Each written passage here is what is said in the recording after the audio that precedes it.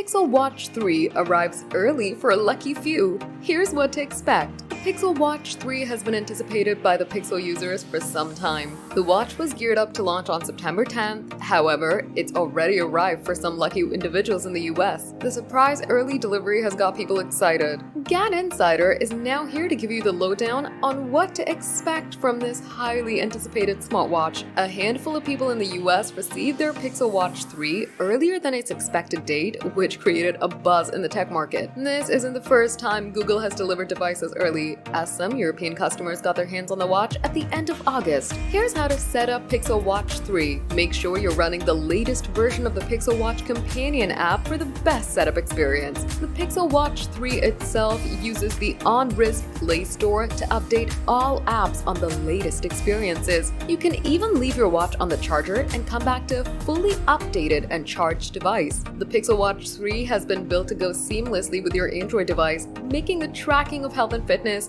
managing notifications, and more also smooth. From its sleek design and its built-to an easy-use interface, this smartwatch will change how you wear technology.